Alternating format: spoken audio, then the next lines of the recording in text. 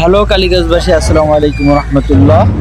এখানে দেখেন কালীগঞ্জ কিন্তু সড়ক বিভাগের অধীনে রাস্তার যে জায়গা বা ঘাট জায়গায় বা সরকারি জায়গায় বা রাস্তার যে জায়গাতে অবৈধভাবে যে স্থাপনাগুলো ছিল সেগুলো কিন্তু অপসারণের কাজ চলতেছে।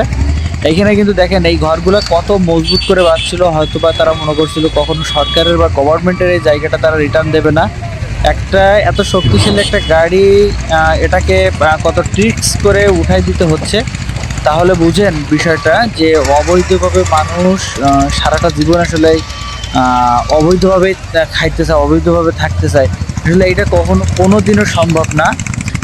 এইটার অনেক ব্যবসায়ীদের ক্ষতি হয়েছে, যারা বিশেষ করে দোকানগুলো ভাড়া করে নিয়ে এখানে ব্যবসা পরিচালনা করতেছিলেন। তাদের কিন্তু স্বপ্ন ছিল, তাদের ইনভেস্টমেন্ট ছিল। এখন নির্দিষ্ট কিছুদিনের জন্য ব্যবসাগুলো বন্ধ হইলে তাদের কিন্তু অনেক ক্ষয়ক্ষতি হয়ে যাবে। এই দোকানগুলো যারা ভাড়ায় নিয়েছিল, যারা এই ঘরগুলো তৈরি করছিল, তারা কিন্তু অবৈধ জায়গায়, সরকারের জায়গায় অবৈধভাবে বিভিন্ন স্থাপনা করে তারা কিন্তু লাভবান হয়েছে। তারা যে টাকার ঘর করছে সেটাকে হয়তো বা অ্যাডভান্স নিয়ে বসে আছে বা আদার্স অন্য কোনো কিছু, কিন্তু এই যে ব্যবসায়ীগুলো ছিল তাদের কিন্তু মেলা ক্ষয়ক্ষতি হয়েছে।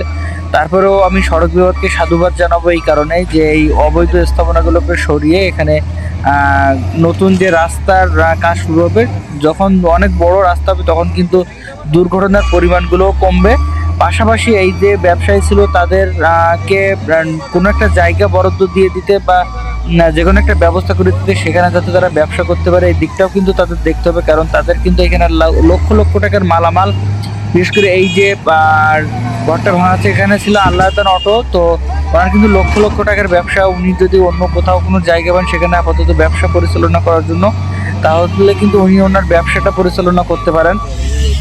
পাশাপাশি জনসাধারণের কিন্তু অনেক দুর্ভোগ হবে, যেমন আমাদের মতন সাধারণ যে মানুষগুলো আছে তারা, আমরা এইসব জায়গাতে পার্টস কিনতাম বা এই যে জায়গাটার আশপাশে কিন্তু মোটরসাইকেল গ্যারেজ ছিল, তো সে জায়গাগুলো থেকে এখন কিন্তু আমরা সেবা পাবো না।